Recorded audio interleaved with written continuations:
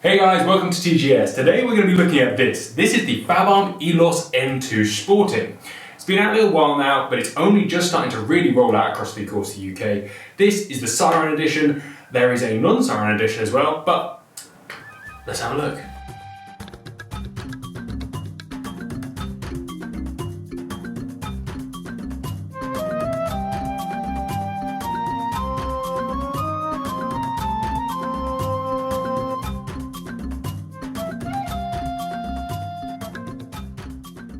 So let's start at the back of this rather nice gun. At the back you have an inch of squishy microcell type pad.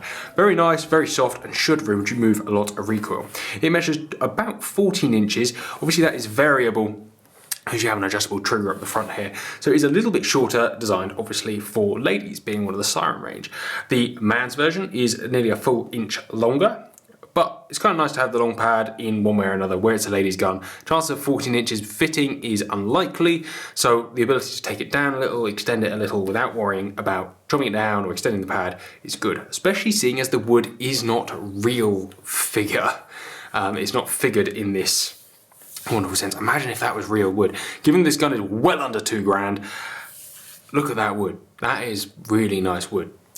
But it's not real, as I said. It is the Fabarm extra wood. So what they do when they lacquer this stock is they mix the dye in with the lacquer, essentially. It's not hydro dipped, it's their own magical formula. And it actually is really very good. And it's also quite solid. What's worth mentioning as well is that if you do chip and checker it, which is pretty much 100% guaranteed if you start shortening it and cutting into the sealed unit, which is why this big pad is handy, that you can send these back, so you can contact Guarini UK or Guarini wherever you are, and they can send the wood sets back, that being the stock and forend, I almost call it a forearm, very American, stock and forend back to Fabarm, and they can recoat this stuff for you for, I can't remember what it was, but I remember being shocked at how reasonable it was, and that is, well, definitely worth a mention, because if you buy one of these and beat up the wood, having it refinished as a boring piece of wood underneath will not only make you less happy, but also devalue your gun. So for the sake of a few £100, having it recast in this beautiful thing at some point every other couple of years or whatever to keep it beautiful, if you abuse it, break it, or scratch it, in that unfortunate event, that's great. Anyway, sorry.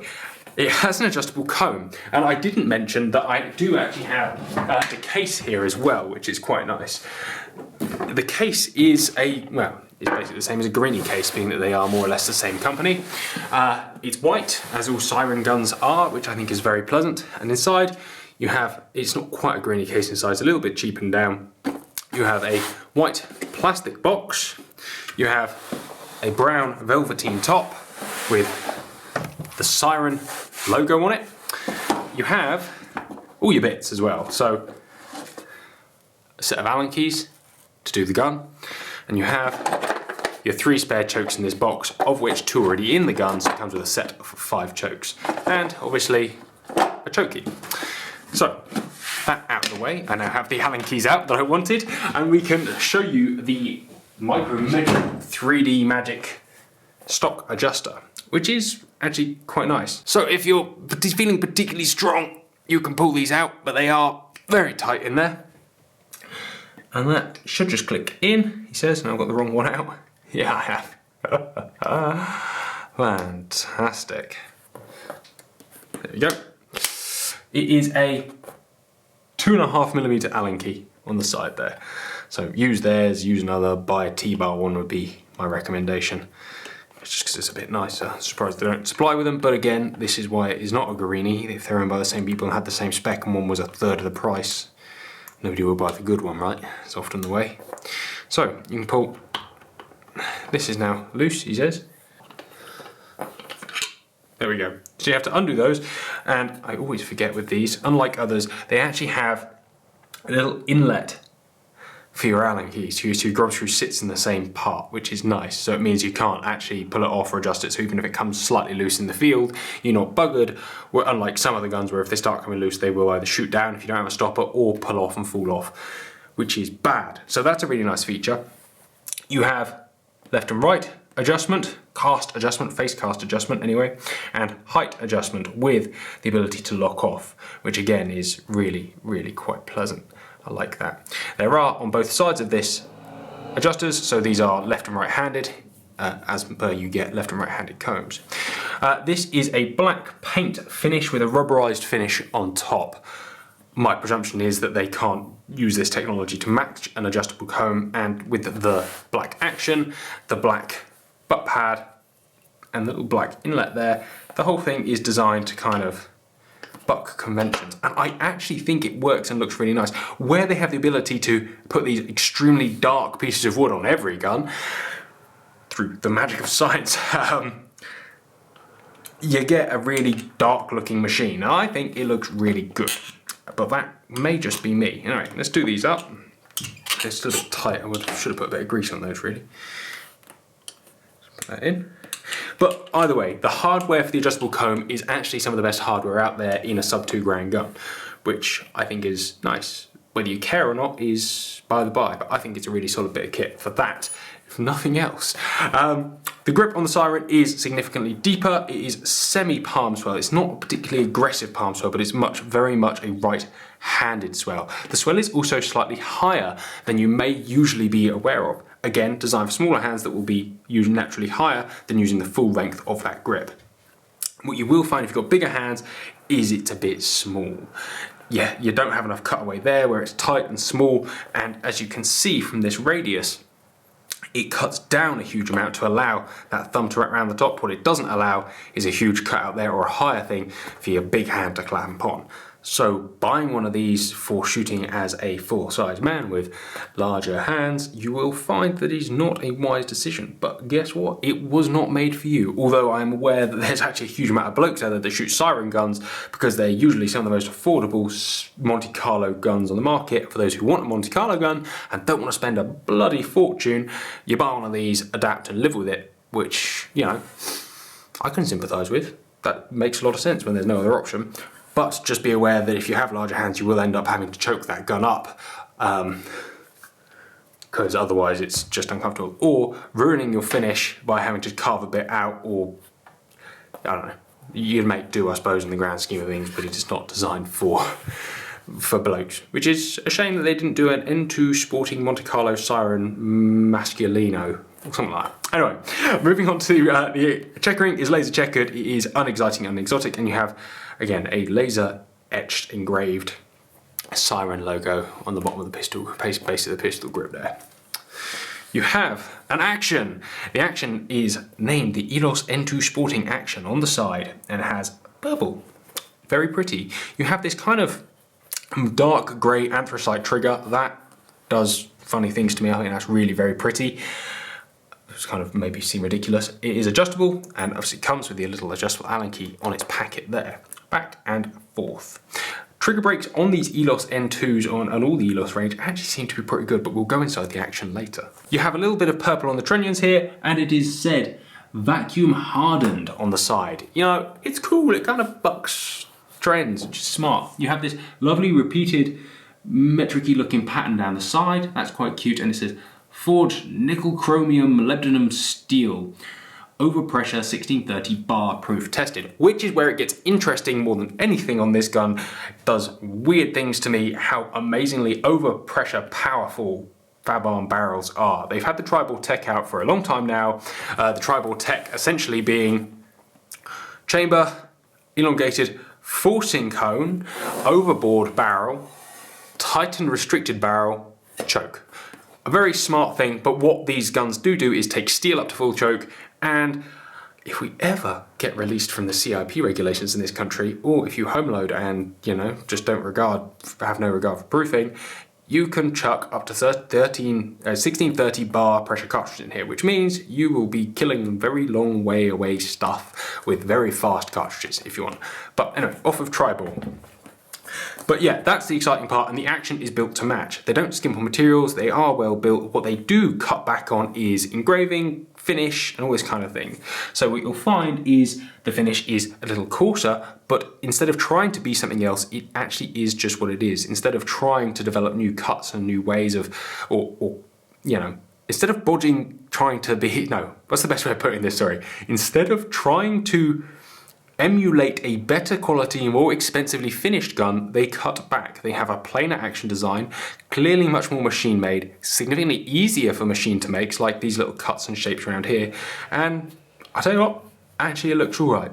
I think it looks really nice. On the bottom you have Fabarm Elos N2 and a little bit more writing about how overpressure and amazing it is, and 100% made in Italy, although I'm sure there'll be someone out there who says the same, like Brownings and Berettas are made in Turkey, will say the same about this. Serial number under here, single selective manual safety on the top. Auto safeties are available on most Fabarms by request, if you can wait or be bothered, or you can, yes, there you go, that's enough about that. The top lever has that same repeated little S pattern that you get on the side, although it's a lot coarser on the top lever, a lot coarser. The size is bigger, it's cut deeper, it's nice, it's interesting. There you go. Right, it's interesting over nice, let's use that word. The fore end has a little push latch system on the inside. You have little ejector trippers on the inside of your fore end there, so just make sure you chuck a bit of grease on them. And inside you can see, hopefully in here, let's see if I can shed some light on this for you. So if we look inside the fore end here, with the power of the iPhone light, you can see this little bit here. That is an interchangeable piece of metal that keeps your gun feeling tighter all the time, so you can adjust that, take it out, put a bigger one in. It actually will make the maintenance of this gun better and better. Most guns now have some form of interchangeable piece inside the fore end there now, so I'm glad about that.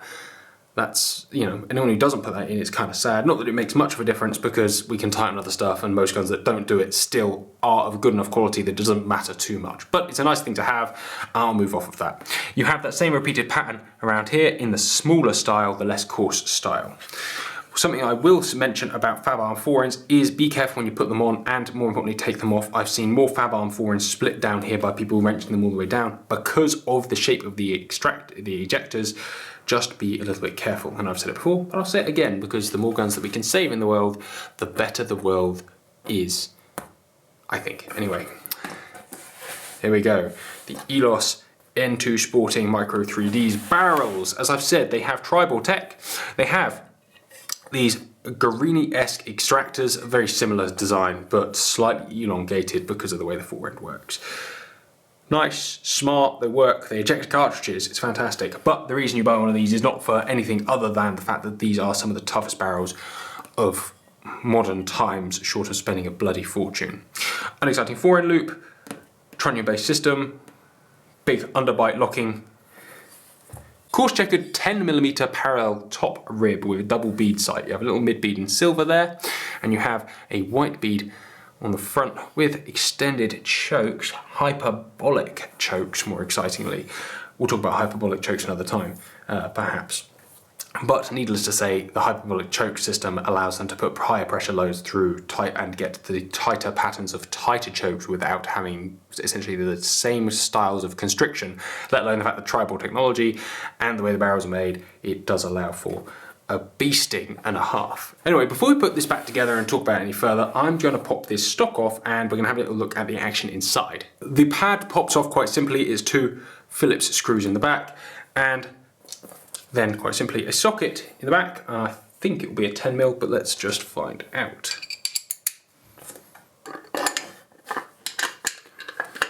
Be careful at all times when you're taking one of these stocks off not to be violent or damage the tri-wood, because like I said, it is trying to be wood and it's not real wood.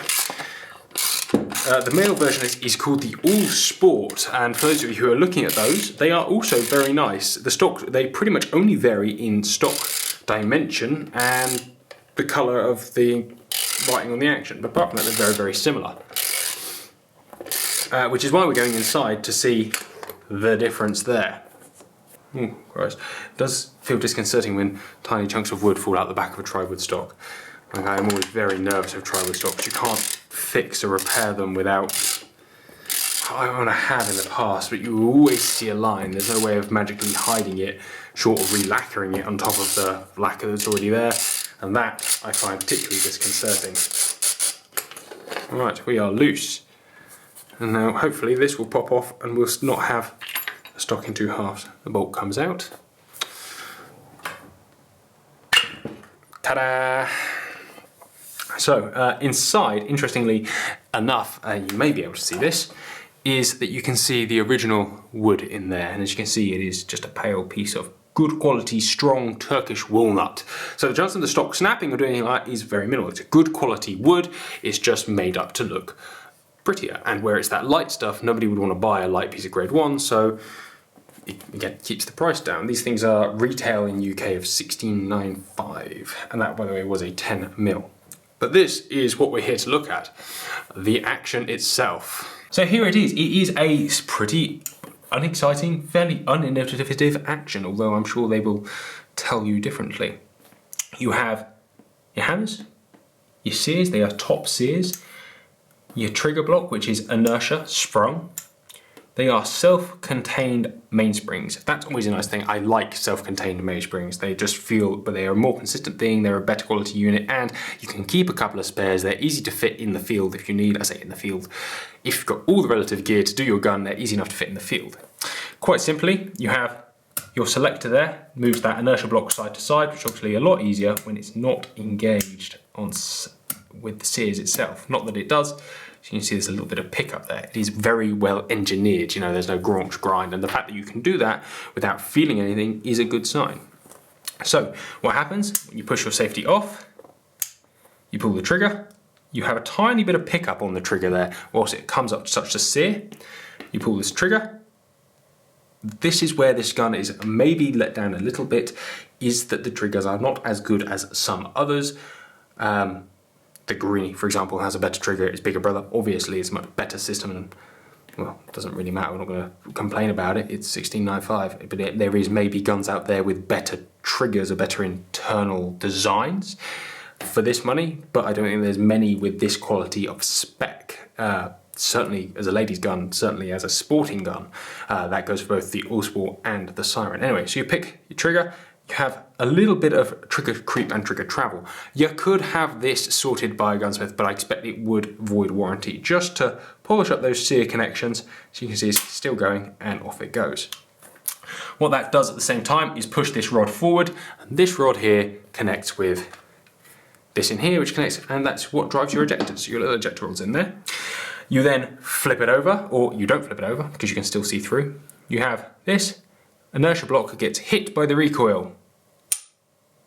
That sear drops, that goes forward, and are you ready? We do the second barrel. And again, the travel isn't heavy, it is just more travel than many would be used to, certainly if you're going from a short trigger travel type of gun.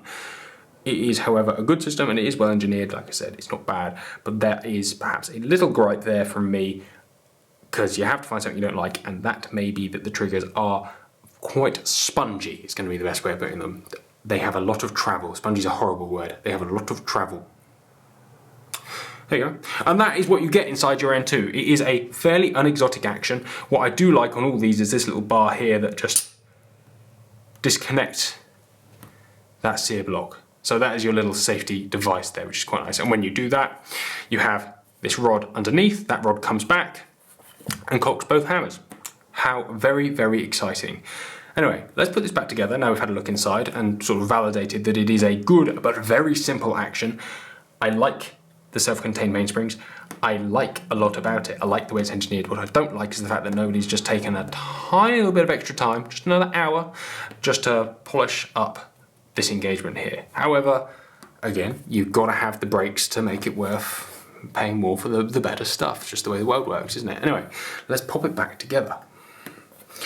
Top lever drops, by the way, on a little line inside here. So again, we bring the magical iPhone light back. You can see inside the action is this little bar here. Press that down, the top lever will go. So you put your hand in, and that will go over. And that will just allow you to put your stock back on. So at this point, again, if you are doing this, that you should replace any grease, the grease going on the front. No, I'm not going to tell you that. It's unimportant for this review. We're not here to talk about that, but just make sure that there is some lubrication and it's not dirty inside. Just give it a squirt of oil. If you have used it for some period of time, it's not going to hurt it. So put that on. Again, being careful not to hurt the try wood, try everything, try a Fabarm. Right, reattached. Let's put it back together and try and draw some conclusions. So what do I make of that overall? Well, I actually quite like it. With the adjustable comb, it's not viciously front heavy, about, well, a 1/4 inch in front of the hinge pin. It's not horrible at all. This is a 28-inch 12 bore. I like the way it comes up, it specs, it handles. It's not obscenely heavy, it's quite lightweight. The old Sport is heavy enough to make it probably a little bit more suitable for something that I would like. But I think as a beginner's spec gun or a lady spec gun, it is absolutely spot on. Not to say you might not grow out of it, but I think many people would grow out of most 1,600 quid guns, to be honest. You may find it cheaper if you look in the right place. You know, they're not obscene money. I like the modernness. I like the design. I really like it. And I don't wax lyrical about many things. The only thing I think that may do with, I wouldn't mind spending an extra 300 or 400 quid if they just kind of finish the internals of that action a bit better. And not that it's not solid or brilliant and, very well engineered, I have good quality materials. I guess what I'm trying to say is the trigger pulls for me are the failing point of this gun. Not that it is a failing point on any way, because most people won't neither notice nor care one little bit, but it's the only thing I can notice about it that it is less good. Everything else is really nicely put together. The wood to metal fit is plenty good enough. The metal to metal fit is plenty good enough. You're not buying this gun for supreme finish, but you are buying it for spec and quality of build. And they have spent the money in the right place, and that you can definitely give a big thumbs up for, because there are many people out there who are pitching guns in the, let's call it the silver pigeon price point, who spend their money in very much the wrong place, trying to compete with the silver pigeon, the 525, which is lunacy. This is intelligent. I like this a lot. 100% Italian built. I like it. It's cool. Anyway, and that's pretty much my conclusion on the fact. Go and check one out. It probably won't be suitable for many of you, but for juniors and ladies, it's 100% a must look at gun if you're looking for a first gun or just a new gun. It's very, very, very much a contender. And if you're a guy who just wants a nice little Monte Carlo gun for a bit of fun, go check it out. But probably check out the All Sport, because the All Sport is much more manly. Guys, take care. I hope you're doing all right. Be excellent to one another as always. Stay safe, and I hope to see you soon.